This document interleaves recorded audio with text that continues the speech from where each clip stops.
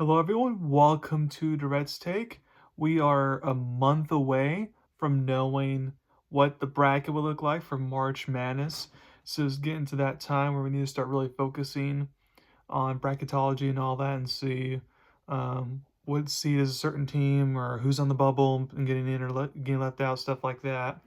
Um, what I want to do for this podcast is I want to go over specifically like the top seeds and how the committee, ranked them this past Saturday can kind of give us the first preview of that.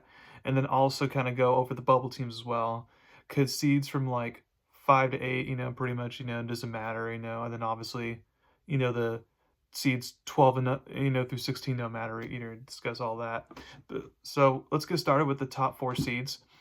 So the committee had Auburn as the overall number one seed, and obviously since they beat Alabama this past Saturday, that's definitely going to remain the case. Then they had, Alabama's a one seed, Duke is a one seed, and Florida is a one seed.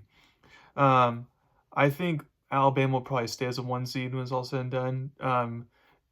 Duke, I think they will stay the one seed as long as they don't suffer any bad losses, and then Florida, we'll have to see because there's just so many good SEC teams. Obviously, they got the key win at Auburn, which is going to stick out compared to any other win anyone else has. But we'll see if they can keep that one seed. But I was fine with putting Florida there. And then for the two seeds, they had Tennessee and then Texas A&M. I agree with that. And then they had Purdue and then Houston. But since Purdue lost at home game to Wisconsin on Saturday, I've moved Purdue down to a line, and therefore I have Iowa State, who is the first three seed on the committee's bracket, move up to the two seed. So therefore, it's Tennessee, A&M, and then Houston and Iowa State. The main reason for that is because Iowa State, his resume is actually just as is comparable to Purdue. And the committee said something interesting regarding Iowa State and Kentucky, who we'll get to in a little bit. They said that they understand that there were some injuries and all that they had to suffer through for a couple weeks, but they're not gonna severely fall or dock those two teams for that. So I thought that was very interesting there. Um, but anyway, so I think Iowa State, they're playing better now that they're fully healthy, and I feel like they could work their way up to a potential two seed when it's all said and done. So then for the three seed, they have Wisconsin. Then they have Wisconsin as well. Then Purdue, so that's where I moved Purdue down to as three seed. And then they had Arizona as a three seed, and then they had Texas Tech as a three seed. I'm fine with that as well. And then the four, well, technically they did have Kentucky as a three seed because Kentucky's lost to Texas. Even though it was injuries, I'm moving them down to the first four spot, the four seed. So therefore, I moved bumped Texas Tech up to the three seed. So then for the four seed, Kentucky, then they also had Michigan. Then they had St. John's as the last four seed. But because Kansas got upset at Utah's past year, I bumped Kansas down to five seed, which I thought that was a little high for the committee to put their Kansas there anyways. But so then I moved up Michigan State, who got a key win at Illinois this past Saturday to the four seed. So it's basically going to be a battle between Michigan State, Kansas. Then they said the committee even included Marquette. Like those are kind of the three teams to watch as far as who can sell last four seed and who's going to have to sell for five seeds. Um, and then I guess I'll go over the other seeds real quick, just from 5 to 9. So the five seeds I have, Kansas, Marquette, Maryland, Missouri. Six seeds I have Illinois, UCLA, Mississippi State, St. Mary's. Um, and St. Mary's I feel are more seven seed, but because of matchups, bracketing purposes, try to make sure conferences not playing other conferences in the first round type of thing. That's why I have St. Mary's as 6 seed, and then Ole Miss down as a 7 seed. They're 6 seed worthy, and then I have Louisville 7 seed, Clemson 7 seed, and then Oregon I have as a 7 seed, and then 8 seed I have Creighton and then Gonzaga, despite the lack of quality. Great wins. They just have the good metrics to where they'll get an 8 seed, even though they shouldn't get that high of a seed. And then 8 seed Memphis. So despite their bad losses, they actually have three quad three losses. But despite all that, because of all the good wins that they got in non-conference play, which is a lot of them, that's why they're still not in the bubble as of right now. Although they really need to avoid any more bad losses, otherwise they will probably be moved down to the bubble. And then Baylor as an 8 seed, and then 9 seed I have UConn, who suffered their second bad loss of the year. UConn's one of those teams where they can beat anyone, but they'll lose to literally anyone. They're just so inconsistent. And again, right now they're not in the bubble, but but if they suffer one more loss, they're very close to. So they got to be careful there. And New Mexico, as a nice seed, I think they're gonna. They're on track to win at least the Mountain West regular season title. We'll see if they win the conference title or not. But I feel like if they can win at least the regular season title and they get to like the conference championship game, then they should be a lock. And then Utah State I have as a 9 seed as well. As long as they don't suffer any bad losses, they should be good. And then Ohio State I have on the bubble, but I have them like as the last 9 seed. Okay, so now we get to the point where we get to the bubble, a lot of the bubble teams. So let's get started with who I have um, in my bubble here. So as I mentioned earlier, Ohio State kind of kicks off the bubble as a 9 seed, and then I also have Nebraska on the bubble as a 10 seed, but they're definitely more on the right side versus the wrong side with all the good wins that they got. Because if you look at Nebraska's resume, they have their net ranking 51 is not the best, but they have 6 quad one wins, 6 and 7 quad one, pretty good, 3-1 quad two. And then they have 1 bad loss versus Rutgers, quad 3 loss. But some of their wins, if at Creighton, then at Oregon, at Ohio State, versus UCLA, versus Illinois, there's a lot of good quality wins there.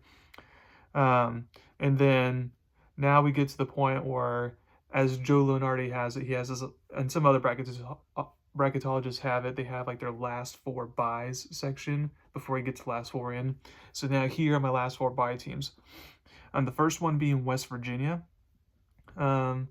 They have a net ranking of 44. They're only 2-5 in quad 1 wins and 2-3 in quad 2 wins. Now the reason that the West Virginia's kind of fallen off recently is because, for one, the win and loss record, 15-10 overall, 6-8 in Big 12, like that's not going to look great to the committee per se. So West Virginia really has to win their home games going forward, and then try to steal one on the road to make sure they're still in. The thing that's interesting for West Virginia besides the record is that their best scorer, Tucker DeVries, is out for the season, and since he's been out, they're a limited offensive team, and the selection committee has to judge them based on how they're looking now as a team versus back when they did in December when they were fully healthy.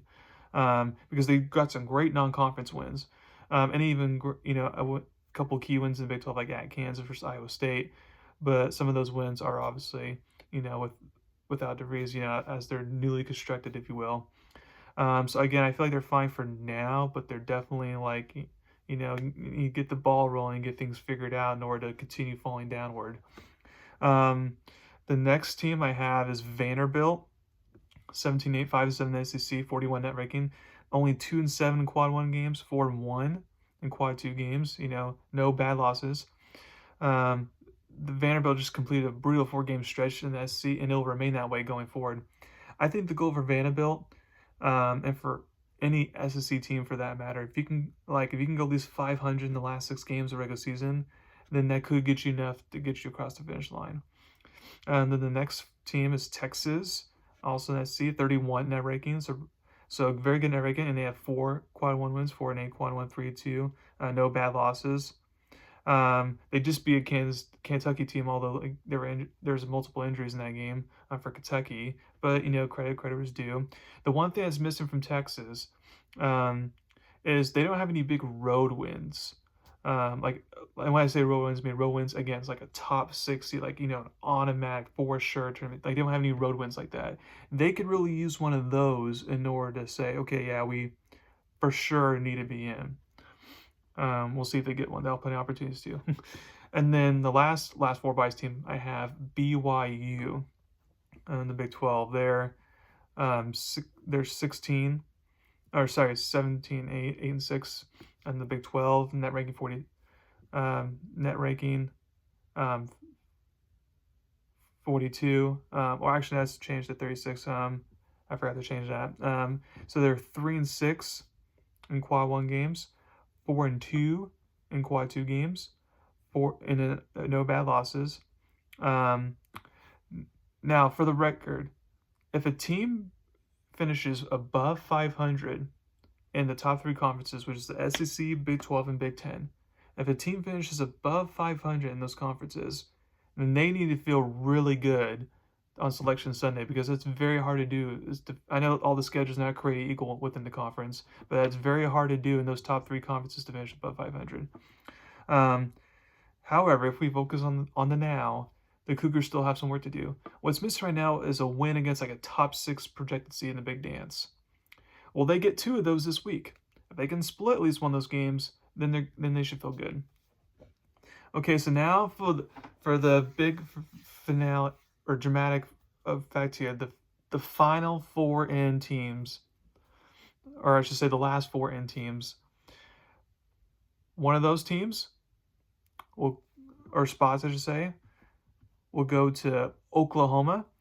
Oklahoma had a very good non-conference, but in conference play they struggled a lot. They're 16-9, but only 3-9 in SEC play.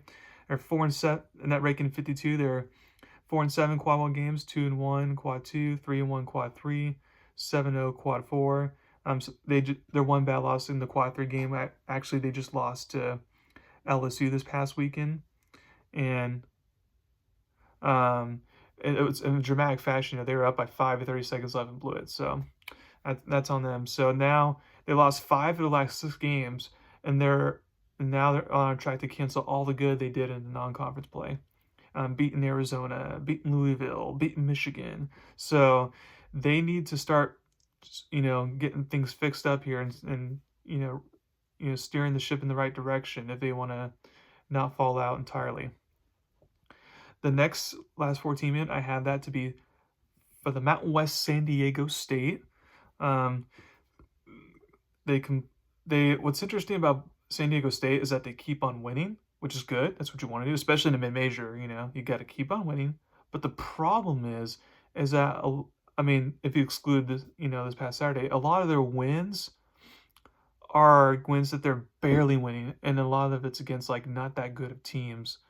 So it's just kind of that's why their net ranking's only 50. It's just kind of hard to make San Diego State out. Now they have one bad loss. I feel like if they have no more bad losses whatsoever, and then if they can just split between winning a game either against New Mexico or Utah State, then I feel like that's enough to kind of keep them on the right side of the bubble. Next team, I have Arkansas. They're 3-8 quad one games, 1-2 quad two games, no bad losses. Like I said, like the other SEC bubble teams, just try to keep your head above water. Try to be around 500 in the last 6 games of conference play, and then win at least one game in the conference tournament, and then you got something going there. And then last but not least, this was hard, but I'm gonna go with Wake Forest as the last team in. Now what's interesting with Wake Forest is that they were like kind of like my last team and first team out type of thing, like a couple weeks ago, and then back on Tuesday or Wednesday, whatever it was, they suffered a bad loss to Florida State, quad 3 loss. That's a game they're up 16 points at home, and they blew late. So I thought, okay, that's gonna knock them out of the tournament, when it's all said and done. But then they got a cute quad 1 road win at SMU this past Saturday, and in dominant fashion, and that was without one of their best players. So Wake Forest is now back on where they were just a couple weeks ago, where it's like they're just right on the cutoff line there. To me, as long as Wake Forest can avoid any more bad losses and then hopefully try to either get upset, Duke on the road, or just try to get super far in the AC conference tournament, then they'll have a chance.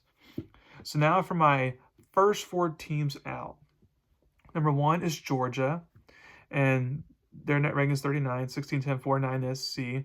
They're just 2-10 in quad 1 wins, but 3-0 quad 2, no bad losses. What's interesting for Georgia is that they got a couple key wins, like obviously St. John's a good non-conference win, and then in conference play Kentucky's like the big win. But if you're Georgia, you need to start getting some more top quality wins, and they got 2 top 5 teams coming up this week. If they can at least split one of those games, then Georgia's going to remain very much alive. But if they don't, then they'll drown. And then the next team out, I have VCU. So their net ranking is 34. They're just 1-1 in quad games, not a lot of sample size there, but they're 5-3 in quad 2 games. They have one bad loss at a neutral game is St. Hall, the quad 4 loss, which is really bad.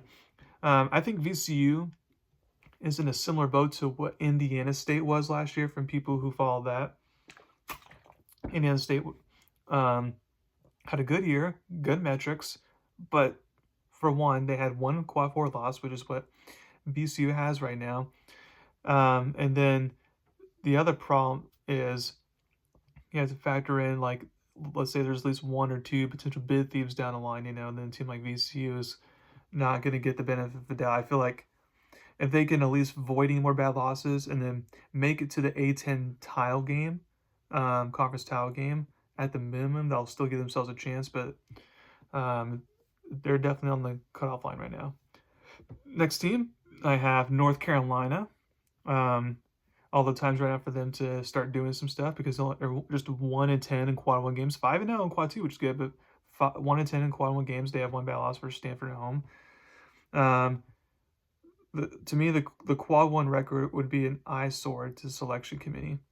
Um, so that's why I feel like they'll be out there. And then last but not least, I have Xavier from the Big East being out. Now, the Xavier does have some quality wins. They beat fellow bubble team Wake Forest head to head at home. They won at Marquette. They have a win against UConn. But again, they're just 1-8 in quad one games. 6-2 quad two, no bad losses. But they're just 8-7 in Big East play, and the Big East is not as strong as it is in years past. Um, for Xavier, they just have to get a home win against Creighton when that comes down the line over the next 2 weeks, and then just avoid any bad losses, and then just do some work in conference play in order to get in. And then as far as next teams 4 out, SMU, they just don't have any quad one wins whatsoever. So even though their metrics are really great, they just need to get quad one wins, which unfortunately they don't have a lot left on the schedule to do so. So time's running out on them. And then Indiana, they just recently reappeared on the bubble because they went at Michigan State, but again, they're still got a long ways to go. Cincinnati has some solid wins, but not a lot of big wins against tournament teams. They still have a lot of work to do there. And then Kansas State, because of their recent run of winning 6 games in a row before the losses past Saturday, and the teams they beat like Iowa State and Arizona and Kansas, stuff like that. That's why I have them in this next 4 out category. But they still have a lot more work to do. Like, they basically have to win out in order to negate how bad they played to begin the season in non-conference play. So they could easily be out next week. So that's kind of my bubble teams there. And again, I'm not going to go over 12s, 12 through 16. They're just, obviously the projected conference winners, so no one cares about that. So we'll see how things look in about 2 weeks when I redo this, as things become a little more clear by then. I'm excited for March Madness. That's coming up soon. Make sure to tune into all these college basketball games now that are going on, especially on Tuesday nights and obviously Saturdays. Those are like the big games, or big days that has a lot of usually big games to watch out for. So thank you very much for listening to my podcast today. Please subscribe to my channel and tell me about me. Thank you very much. You have a wonderful day.